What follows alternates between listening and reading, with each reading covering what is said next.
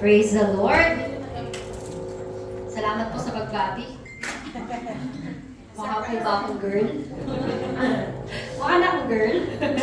Amen. Salamat po sa buhay ko sa ating Panginoon. Amen. Handa na po ba tayo? Amen. Amen. So, sabi po dito, no? Before po tayo mag-proceed sa ating topic, no? Yung ating pong topic is all about the teamwork makes the dream work. Amen?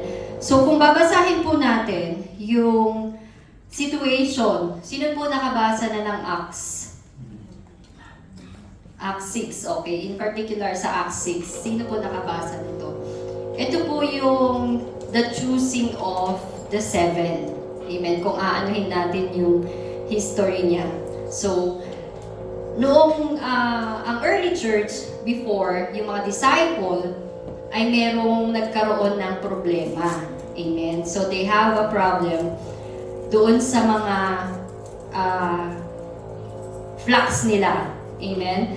So, merong mga nagreklamo na nanineglect sila. Amen? So, siguro, no, for example, ilagay natin yung situation natin. Ilagay natin yung sarili natin dito sa church. Di ba? Yung mga disciple, yung mga leaders natin. Merong mga member na hindi natin napapansin or merong mga gawain na hindi natin nagagawa, na nineglect. So, same thing before, dito sa chapter na to, meron nagreklamo sa disciple na isang Hellenistic Jews. Amen?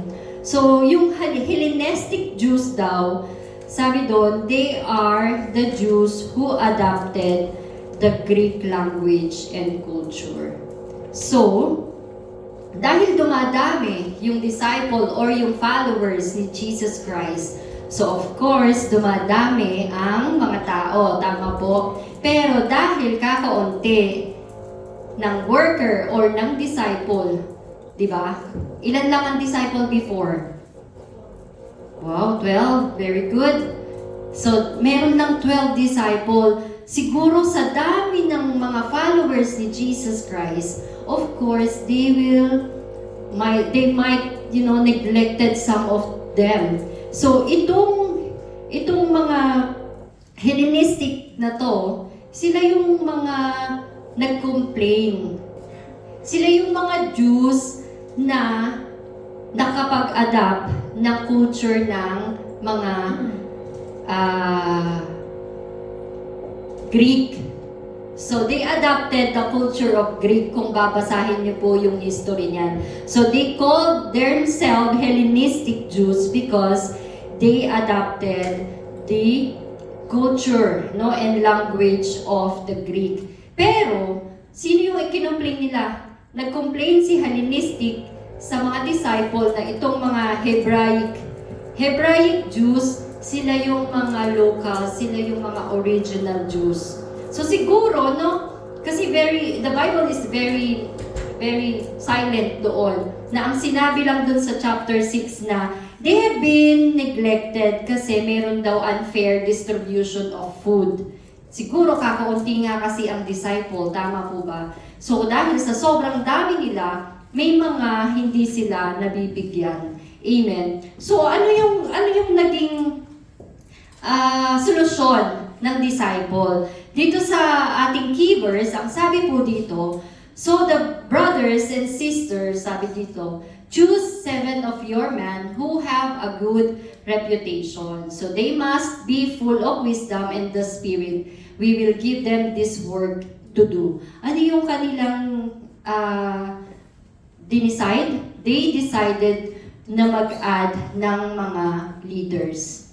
Amen? So kaya sinabi dito sa chapter na to na the choosing of 7. So they choose 7, additional 7, para makatulong nila sa work of God. Amen? So our topic for today is all about the teamwork makes the dream work. Ang sabi po dito, no, the biblical concept daw po ng teamwork makes the dream work is, basahin po natin, unified in the work to fulfill God's purpose. So last week, we have learned, ano po yung natutunan natin last week topic? Natandaan pa po ba natin? Wala na. Kinalimutan na. Huwag natin kakalimutan yon, yung mga salita ng Lord, yung mga topic. Ano yung topic natin? O sige, may banana muffin yung makakatanda. Dahil birthday ko ngayon, magpapamigay ako ng muffin. Ay, wala. O sige, iuwi ko na lang yung banana muffin. Amen? Ano yung topic ni Ate Carla? Balikan nyo yung mga notes nyo, bilis, may time pa. Sabi doon, one soul. So ano yung 6 na bagay na kailangan natin for striving the church, no? Sabi dito, you have the great heart, great power, great grace, great hand, great care, and great numbers. Amen? So we all have this, but this won't be possible if we don't have a teamwork. Amen? Yung sinabi doon na lahat ng key na to na ibinigay last week ay won't be possible kung hindi po tayo magkakaroon ng teamwork. Pwedeng ako lang, selfish ako lang lahat ng meron nito. Pero kung mag-isa lang ako, hindi natin magagawa yung purpose ng ating Panginoon. Amen? So, in the Bible, no, meron pong mga examples. Maraming examples, of course, in the Bible ng teamwork. Pero meron na po akong ibibigay na 3 examples. Sabi dito, number 1 na example is yung Moses' power at his hand. Amen? Alam niyo po ba tong situation na to? When the Israelites is fighting with Amalekites. Amen? So, si Joshua, siya yung lumalaban, while Moses ay tinaas niya, kasi ito yung command ng Lord. Amen? Na kailangan itaas niya yung kamay niya. Right hand niya ba yun? Left hand, right hand. Basta yung hand niya. Yung hand niya na may tungkod. So while he is raising yung tungkod na yung hand niya, ang Israelite ay nananalo. Kaso, syempre nangangawit si Moses, di ba? So nangangawit siya, pag binababa niya, natatalo sila. So syempre, si Moses, kung mag-isa lang siya, hindi niya kaya yun kasi nakakangawit. Ano po yung ginawa nila? Diba? Sabi niya, tingnan niyo sa picture, tinulungan nila si Moses na itaas yung kamay niya until they won the fight. Amen? So that's teamwork. And then, second one, sabi dyan, rebuilding the Jerusalem. So in Nehemiah, kung babasahin po natin yung rebuilding the Jerusalem wall sa Nehemiah 3, si Nehemiah ay masyadong ano tawag doon sa Tagalog, yung yung puso niya. Kasi nakita niya na yung wall ng ng Jerusalem ay sira-sira na. It is ruined, sabi niya doon sa mga kasamahan niya. So, pinulong niya yung mga kasamahan niya na nag-worry siya na yung ng Jerusalem wall ay sira-sira na. Anong dapat nating gawin? Kung si Nehemiah lang ang magbibuild ng wall, kakayanin niya po ba? Kahit ba sobrang talino niya o kailangan ito yung mga plano, may plano siya, di ba? Pero kung wala siyang katulong, hindi po yun maitatayo ulit. Amen? Kaya ang sinabi doon, kung babasahin niyo yung chapter na yun, ay they decided to rebuild the wall. Kung babasahin natin yung buong pagtatayo nun, ay they have the teamwork. Amen? Hindi sila nagkanya-kanya. O dapat ito pa ganyan, dapat ito pa ganun. Iisa ang goal nila. Tama? So that's the second one. And lastly po, na example na ibibigay ko is the early church. Amen? Kung paano nabuo ang early church. Ano po yung ginawa nila? Kung ang mga disciple lang, ay hindi nila ito kakayanin. But everyone, sabi nga kung babasahin po dun, na lahat po ng mga nakatanggap, they sold their properties for the church. Amen? Kasi syempre, di ba, sa ministry, di ba, hindi imposible na hindi natin kailangan ng spending, di ba? So, ang kailangan ng early church before is syempre yung kanilang magagamit para sa ministry ng ating Panginoon. So, all the believers na nakatanggap that time ay they sold their properties. Amen? So, that's teamwork. Tama po ba? So, teamwork. So, teamwork is ano ba ibig sabihin ng teamwork? Teamwork tayo ng teamwork. Kung gusto natin na mas maintindihan kung ano yung ibig sabihin niya, let us define the word teamwork. Amen? Sabi po dito, the teamwork is the combined action and cooperation of a group of people working together to reach a shared goal. Amen? It's a combined action. Ibig sabihin, pag sinabi mong combined, merong kasama. Hindi lang pwedeng isa. Pag sinabi mong combined, marami. Amen? And sabi dito, a combined action and cooperation. Tama po. Napaka-importante sa teamwork na meron tayong cooperation. Amen? Of a group people working together para saan? Para sa iisang goal. Amen? Like, kung ano ba yung goal ni Moses? Manalo. Ano ba yung goal ni Nehemiah? Ma-build yung ano. Ano ba yung goal ng church?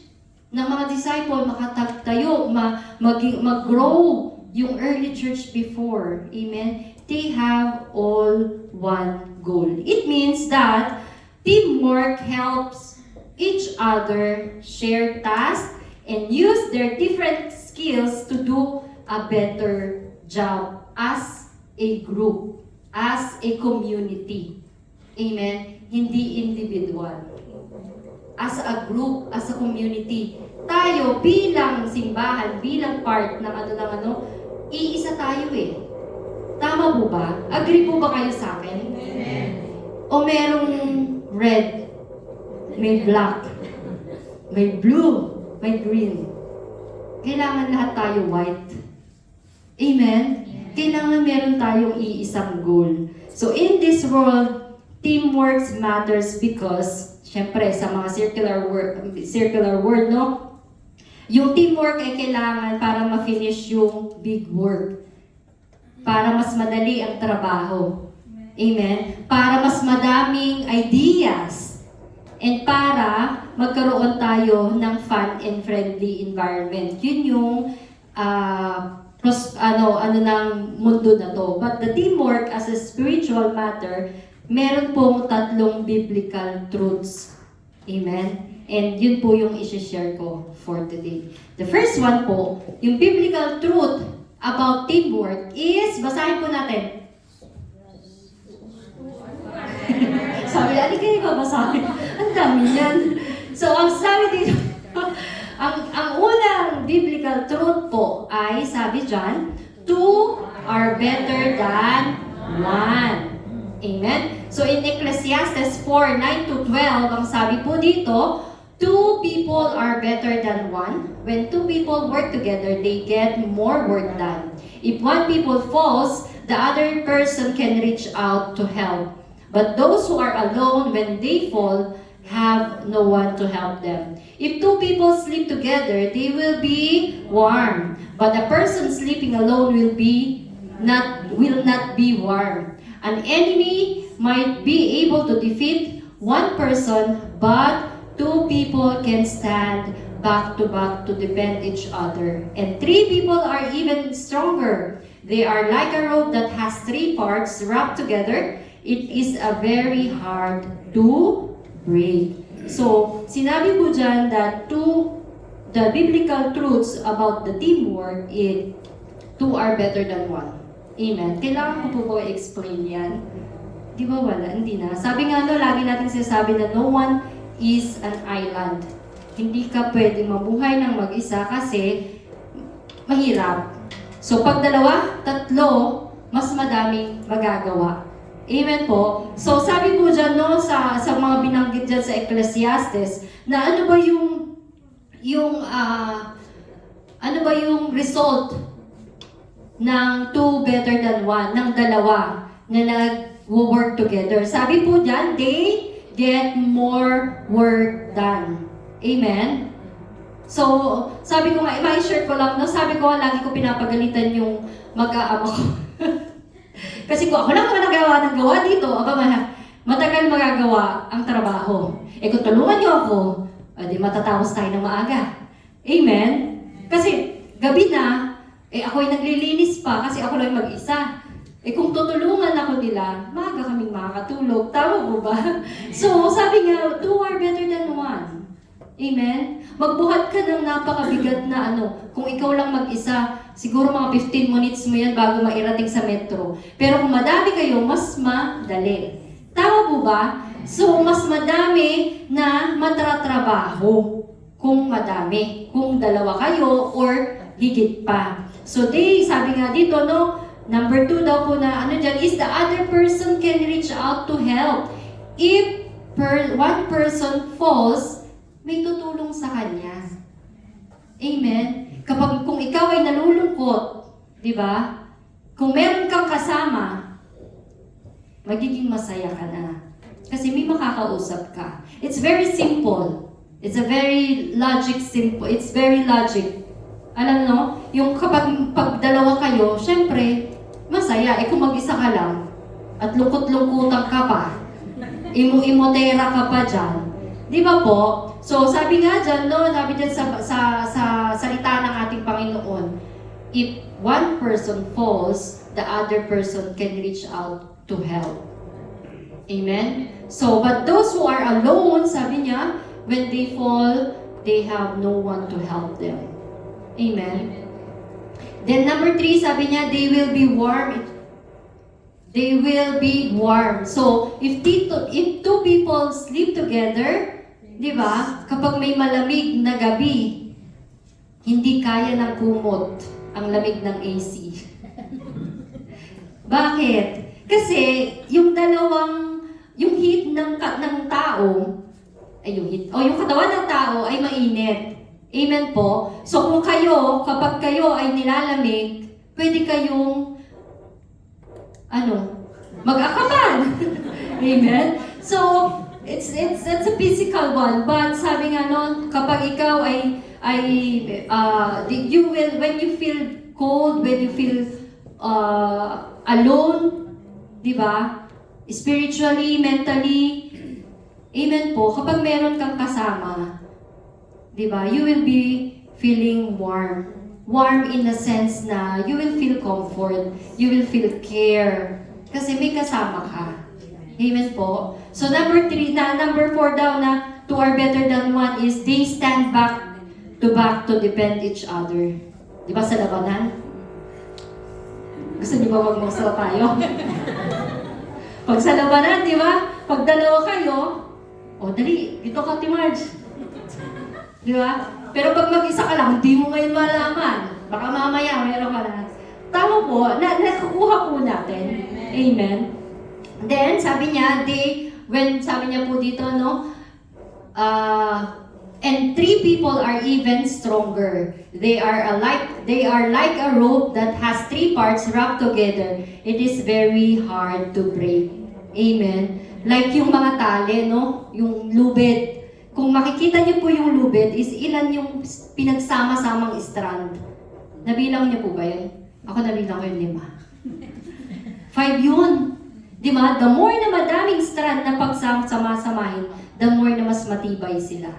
They won't be easily break. Amen? So, sabi dyan, the 2 are better than 1. When 2 are striving together, they will receive a tremendous blessing. Amen? So, like us, it is impossible to do what God calls us to do without a community. Amen? Sabi mo nga sa katabi mo, kailangan kita. Ayan ako. Ano sinagot niya? Wala. Ay, busy ako. Ano sinagot niya? Tumawa lang ako. Mukhang wala tayo, 2 are better than 1. Amen? So sabi niya, no, na in the community, sa work ng ating Panginoon, we need each other. Amen. We need each other para matapos ang trabaho na pinapagawa sa atin ng ating Panginoon. Sabi nga, no, the two are better than one. Amen. Sabi mo, no, may nabasa ako that no community or no church is perfect. Amen. When the relationship are hard and the imperfections are glaring, don't stop striving to live the godly life. Amen. Ibig sabihin, huwag tayo mag-stop na magtulong-tulungan. Amen. We are not perfect. Lahat tayo may mga differences. May mga flaws. Tama po ba? Amen. Kung ako maldita, mas maldita kayo. Amen. Kasi magkakaiba tayo. But that doesn't mean, no, na hindi tayo magiging better. Na hindi natin kayang gawin ang isang trabaho. Amen. Sa isang community, walang perpekto. Kaya nga, sabi dito na we are always reminded by the Word of God na kailangan we need to strive or don't stop striving to live a godly life. Kasi hindi posible na magkaroon ng teamwork kung hindi tayo nabubuhay sa salita ng ating Panginoon. Kasi nga, we all have differences. Amen? May mga pangit pa tayong ugali. We are here kasi proseso pa to eh. Amen? Kaya wag nating anuhin sa sarili natin na ay, hindi ako perfect, ayokong sumama dyan. Hindi. Kailangan natin ng isa't isa. Amen po? O sabi mo sa katabi mo, kailangan kita. Kailangan kita. Ano ulit ang sinagot? Kailangan kita mo, kailangan ng baril eh. Para sumagot na maayos eh. Di ba? Busy kayo? Nako. Kaya laging sinasabi, the more, the merrier. Amen? The more na tao na nag-work together, na mas marami tayong magagawa. Amen? So kaya nga, laging sinasabi ng mga pastor natin, isang tao lang ang ma-invite mo. Kung lahat tayo mag-work together, magkakaroon ng teamwork at mag-iba, naku, puno na tayo. Amen? So that's one of the biblical truth about the teamwork. Two are better than one. Amen? So number 2. Sabi po dyan, one body with many parts. So kung matatandaan niyo po, yung preaching ni Kuya Joel. Hindi niyo na din natandaan. Balikan niyo yung mga notes niyo. We have different gifts. Amen? So we are in one body, but with many parts. Amen? Our body is very clear example of a teamwork. Agree po ba kayo doon? O hindi? Baka yung kamay nyo nakaganyan. So, yung body natin is a very clear example of a teamwork. Amen? So, let us read this 1 Corinthians 12:14. Unity and diversity in the body. Just as a body, though one has many parts, but all its many parts from one body, so it is with Christ. For we were all baptized by one Spirit, so as to form one body. Whether Jews or Gentiles, slave or free, and we were all given the one Spirit to drink. Even so, the body is not made up of one part, but of many. Amen? Example, isipin natin, total naman, lahat tayo gustong laging kumakain. Anong ginagawa niyo pag kumakain kayo? Nguya agad? Nguya? Nguya agad? Sige. Meron daw. Nag-pray muna. Tama naman yun. Tama naman yun. Sige, imagine nyo. Hindi tayo alis dito hanggang hindi natin na magtatanto kung paano tayo kumakain. Ano sabi? Susubo. Baby. Amen. Sabi ko na nga. So, sige, imagine natin may mga pagkain tayo. So, yung mga pagkain natin nandyan. So, anong ginagawa natin? Ano yung ginagamit natin para tayo makasubo? O, yun!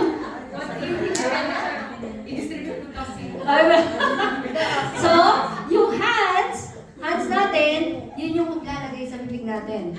Amen? Then, saan yung papasok? Sa mouth. Bibig. Sino magkakagat? Ipin. And magbabite, mag-grind. Sino magte-taste? Para malasahan. Oh, masarap to. Sarap na totoo Ate Carla. Diba? Dila. So ngayon, pag nag-grind na, nalasahan mo na, sarap na sarap ka. Ano gagawin na? Lulunod mo na. Ano ginagamit mo? Lulunod mo na. Oh, tama po ba? Imagine, nakakatawa. Pero simple lang. It's a teamwork. Amen? Pumasok sa loob ng katawan mo. Anong ginagawa? Hindi ko alam po anong ginagawa kasi hindi pa ako nakapunta doon. Pero, ang ginagawa ng inside our body is, ginagrind niya pa rin, di ba? So many parts, so many organs pagdating dyan sa body na yan. At may kanya-kanya pa yan na ginagawa.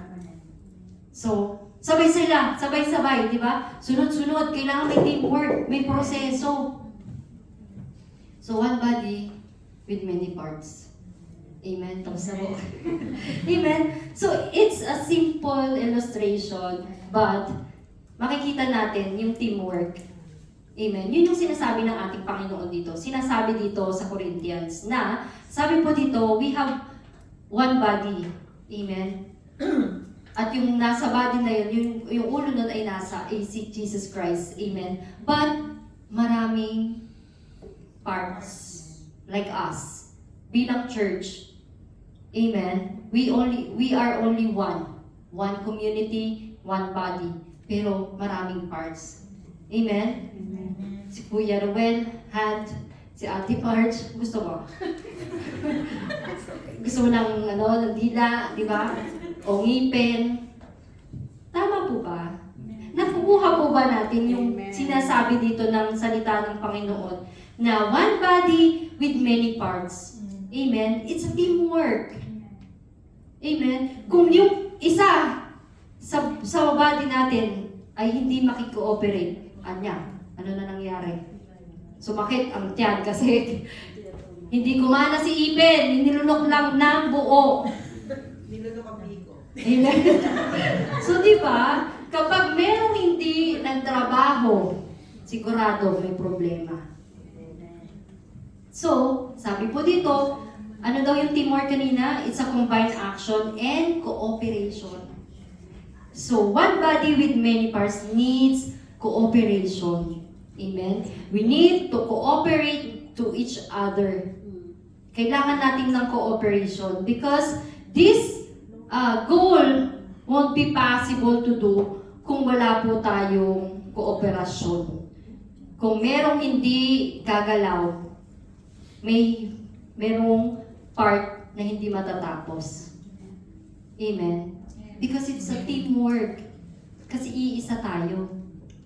Hindi mo pwedeng sabihin na, ay si Kuya lang, sige Kuya Joel lang, alam na niya lahat. Kaya na niya. Hindi po. Amen? Ay si Ate Marge lang ang mag-i-easy worship, tatakot dito, mag-picture, easy worship. Do you think magagawa niya ng mag-isa yun? No. Amen? It's a teamwork. So, the key lesson for one body with many parts, no?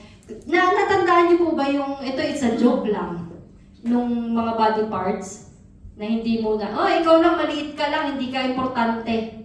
Natandaan niyo po yun? Hindi ko kasi nalagay yung video Pero meron yung sabi, nag-uusap-usap yung mga body parts. So, yung meron yung isang body, hindi ko lang matanda kung ano yun na, ay hindi ka importante, sabi ng mga parts na iba. Ngayon, hindi siya nagtrabaho. Ano nangyari sa iba? Nagkasakit. So, ang key lesson dito is, everyone in the community have equal value. Everyone in one body have equal value. Amen? No jealousy, no? Interdependence ang bawat isa. Ibig sabihin ng interdependence, kailangan ko si Ate Evelyn, kailangan mo si Si Ate Evelyn, kailangan niya si Ate March, kailangan natin si Kuya Edward, kailangan natin ang isa't isa. Amen? Amen po? Hindi po pwedeng isa lang ang gagalaw. Hindi po pwedeng hands lang. Amen? Kasi hindi mangunguya. So, teamwork that does not mean everyone is the same. Sabi ko nga po kanina, no? It means different talents work together for a common purpose. Amen? So, ibig sabihin po na meron tayong kanya-kanyang gift, yung katulad ng sinabi ni Kuya Joel, na kailangan nating gamitin sa iisang goal sa simbahan para mabigyan ng glory ang ating Panginoon. Amen? We are equal, no jealousy, and we are interdependence to each other. Tandaan po natin yan. Amen? Kaya ayoko maririnig na sasabihin nyo, kaya nyo na yan. Amen? Walang ganun. Kailangan po, sabihin niyo ulit sa kasabi niya, kailangan kita. Kailangan kita. O yan. Ano sagot? Hanggat hindi yan sumasagot lang, sige. Hanggat hindi tayo maghihinto din eh. Amen? We need each other.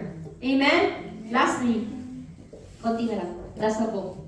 Sabi dito, teamwork means striving side by side. Look, hindi ko na bago. So, ang ano po niyan, ang keywords niyan is Philippians 1:27. Ang sabi po diyan sa Philippians 1:27, just be sure you live as God's people in a way that honors the good news of Christ. Then if I come and visit you, or if I am away from you, I will hear good things about you. Ang sabi po diyan, sabi ni Paul, I will know that you stand together with the same purpose and that you work together like a team to help others believe the good news. Amen? So, teamwork means striving side by side. Making a big, ang ibig sabihin ng teamwork is making a big effort. Making a big and hard effort to reach a goal or to fix a problem. Amen? Hindi lang ito para sa ministry. Amen? Kapag doon sa, binasa po natin na chapter 6, kanina, anong sabi po doon kaninang nung introduction? They have problem. Tama po ba? So ano po yung ginawa nila as a team? Diba? Nag-usap-usap sila na they need to elevate people. Amen? Dahil meron silang kinakaharap na problema. Amen? Ang teamwork po, tandaan natin, the teamwork is not only useful dahil kailangan natin gumawa sa ministry. The teamwork will be also useful kapag tayo po ay nakaka-encounter ng problem. Kaya nga sabi dyan, no, the biblical truth about teamwork is striving side by side. Ibig sabihin ng striving side by side po ay making a big and hard effort to fix a problem. Na hindi yung magtatakbuhan tayo. Magtatakbuhan palabas. Iwanan na. Sabi dyan, no, yung striving side by side, kailangan po natin yan kapag tayo po nakaka-encounter ng problem as a community. Sabi nga dyan, no, I will know that you stand together with the same purpose and that you work together like a team to help others. Amen? So, kung meron tayong mai-encounter na problema, bilang community, hindi tayo mag-iiwanan. O sabihin mo sa katabi mo, huwag kang mang-iiwan. Huwag kang mang-iiwan. Anong sagot? Yes. Goodbye na, sabi niya. So kapag may problema na, si pastor na lang, bahala ka na dyan. Ikaw naman ang in charge. O si leaders na lang, kasi ikaw naman ang ano. No. Sabi niya, teamwork is striving side by side whenever we encounter problem. Amen? It's making a big and hard effort to solve a problem like what they have done, no? Yung mga disciple. Amen po? So when the community experience problem, we just don't disappear. Amen? But what we do is strive side by side with the same purpose. Amen? Striving side by side means sticking together. Amen? Kaya po ba natin yan? So, lagi po nating tatandaan na two are better than one, and one body with many parts that will strive side by side. Amen? As a conclusion, sabi ko dito, bakit ba kailangan natin ng teamwork? Amen? Why we need teamwork? Because, yung ating title, the teamwork makes the dream work. Amen? Ano ba yung dream natin? Ano ba yung dream work? Sabi po dyan, the result in Acts 6:7, so the word of God spread, and the number of disciples in Jerusalem increased rapidly, and a large number of priests became obedient to the faith. So yun yung magiging resulta. Yun yung naging dream work natin. Amen? Kailangan natin ng teamwork to make a dream work. Amen? Tagalog. Di ko alam. Mahirap ang Tagalog. Amen? So yung resulta ay yaan. Di ba? Sabi diyan, the word of God is spread. And sabi niya, the number of disciples in Jerusalem increased rapidly. Pag sinabi mong rapidly, mabilis. Hindi gradual, kasi ang gradual medyo rapid, mabilis yung pagdami. Bakit? Kasi may teamwork. Amen? So, sige, dahil nainip kayo, manood muna tayo.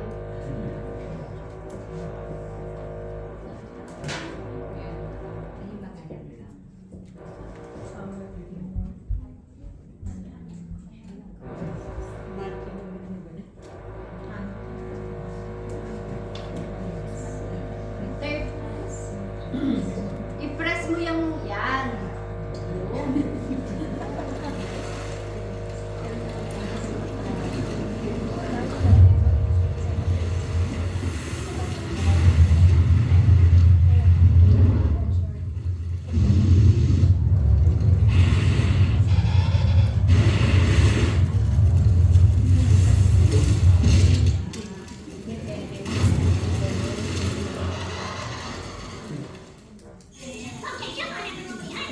You know what's gotta be done. Move it, move it, move it. Hey, there's a face. You're falling behind. Come on, let's go. Everyone move together. We got a threat on our hands. You. There. Here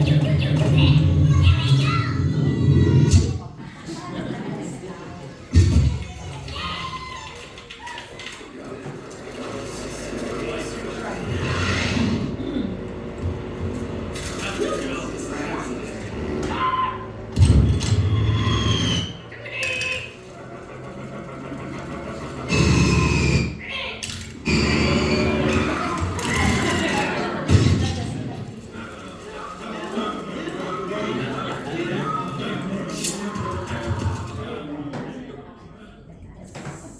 Amen.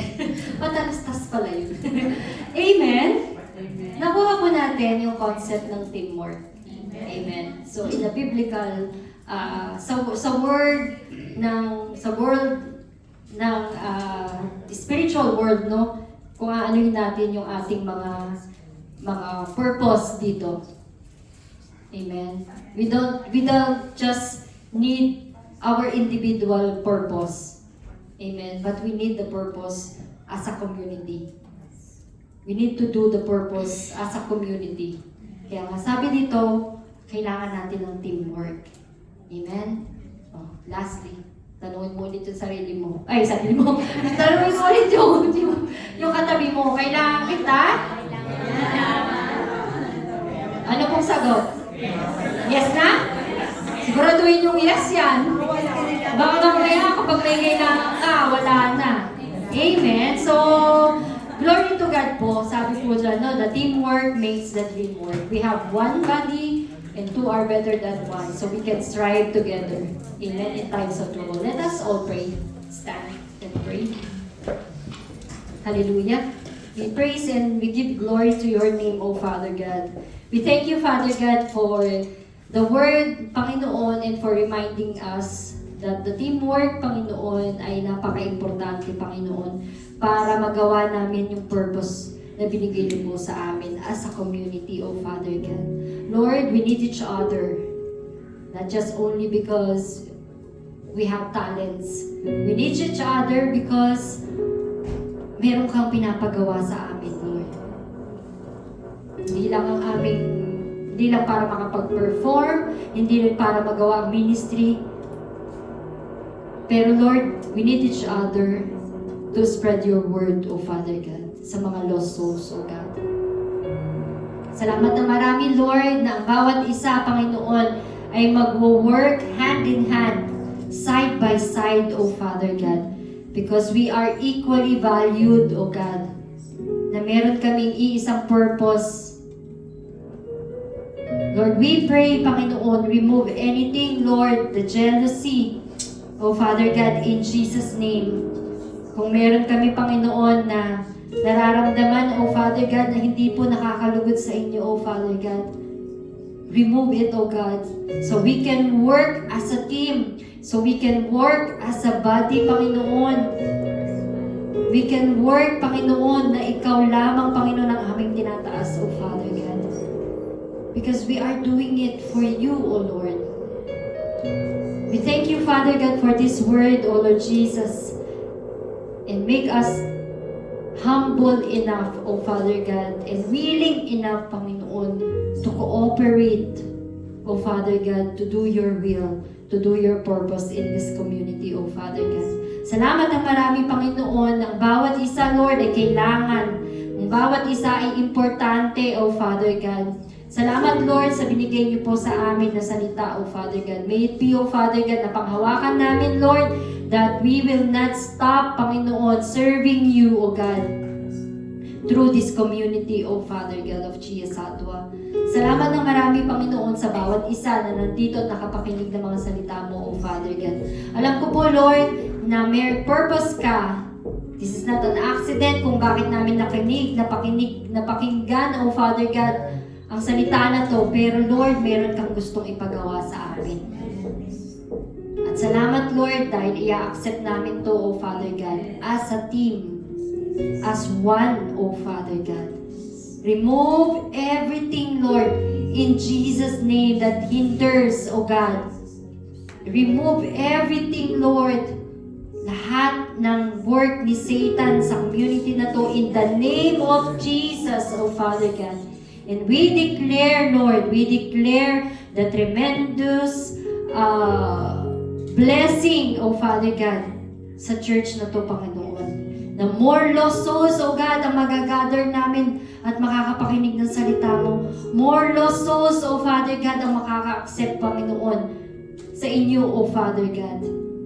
That we will share the love na binigay niyo po sa amin, O Father God. Salamat ng marami, O God, at dinideklara namin, Panginoon, ang victorious day na ito, O Father God, that this word, O Father, ay panghahawakan namin, Panginoon, at hindi namin kakalimutan. In the name of Jesus, this we pray. Amen. Amen. Praise the Lord.